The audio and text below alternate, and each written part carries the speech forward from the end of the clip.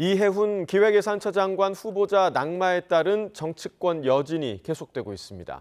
이런 가운데 더불어민주당은 별세한 이해찬 민주평통 수석부의장 추모에 집중하고 있고, 국민의힘은 한동훈 전 대표 제명 문제 등을 놓고 입원 중인 장동혁 대표로 시선이 쏠리고 있습니다. 취재기자 연결합니다. 임성재 기자.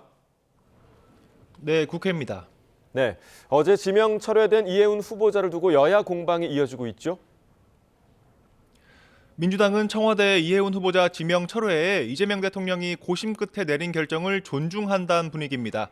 다만 이번 사태를 청와대 인사검증 시스템의 미흡으로 연결짓는 시각엔 적극 반박에 나서는 모습입니다. 당 핵심 관계자는 YTN과 통화에서 애초 국정원이나 경찰을 동원하지 않는 한 인사검증은 한계가 있다고 설명했습니다. 반면 국민의힘은 애초 이 후보자는 청문회장에 설 자격조차 없는 인물이었다며 청와대 검증 시스템을 직격했습니다. 신동욱 최고위원은 아침 회의에서 이해훈 사태는 인사검증 참사이고 야당 농락이라고 비판했습니다. 특히 문제는 인사검증 라인을 장악한 이 대통령 변호사 출신 인사들이라며 이들의 전면 교체와 함께 국정운영 기조 전환을 촉구했습니다. 네, 각 당 분위기도 살펴보겠습니다. 민주당은 별세한 이해찬 민주평통 수석부의장 애도에 집중하는 모습이라고요. 네, 민주당은 이해찬 수석부의장 장례 기간을 당 차원의 애도 기간으로 지정했습니다. 이 기간엔 필수 당무를 제외하곤 애도에 집중할 거란 입장인데요. 제주도 현장 일정을 취소하고 국회에서 최고위를 연 지도부는 묵념과 함께 회의를 시작하며 이 수석부의장을 일제히 추모했습니다. 또 정청래 대표가 빈소를 지키며 상주 역할을 하고 당분간 정쟁적 요소와 관련한 발언, 현수막 게시 등도 자제하기로 결정했는데요. 정 대표의 추모 발언 들어보겠습니다. 대한민국 민주화의 상징, 더불어민주당의 큰 별이 졌습니다. 이 시대의 큰 어른을 잃었습니다. 삼가 고인의 명복을 빕니다.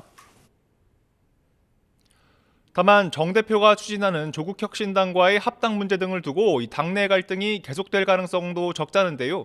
오늘도 정청래 대표가 매우 경솔한 행동을 했다. 절차 방식 시기 모두 정당성을 갖기 어렵다. 공개 비판이 이어지고 있습니다. 이와 관련해 초선 모임인 더민초의 경우엔 이수석 부의장 애도 기간인 만큼 예정했던 긴급 모임을 미루기로 했습니다. 이 당내 갈등 양상과 더불어 조국혁신당과의 신경전도 본격화하는 분위기입니다.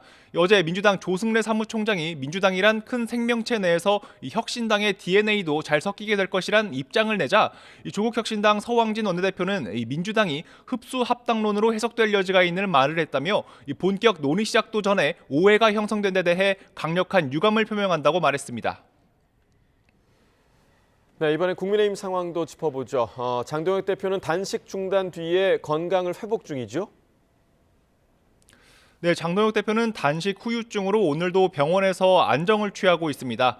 장 대표는 심폐기능에 무리가 와 여전히 치료가 필요한 상태인 것으로 알려졌습니다. 홍익표 청와대 정무수석의 병문안 등으로 그간 꽉 막혔던 여야 협치가 물꼬를 틀지 등이 주목됩니다. 국민의힘은 오늘도 공천헌금 특검 수용을 촉구하며 대여 공세 수위를 높였는데요.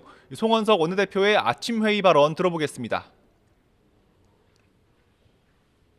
공천 뇌물 특검을 회피하겠다는 것은 다가오는 6.3 지방선거도 뇌물 공천하겠다라고 하는 선언으로밖에 볼 수 없습니다.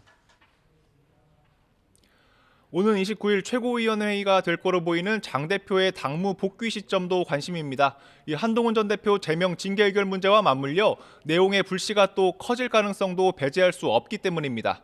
한 전 대표 측은 지난 주말 반발 집회에 7만 명이나 몰렸다고 언급하며 징계 재고가 필요하다고 강조하는 반면 박성훈 수석 대변인은 최고위원들 사이에서 집회에 대한 우려의 목소리가 나왔다며 당의 기강을 해치는 발언에 적절한 조치가 필요하지 않느냐는 얘기가 있었다고 전했습니다.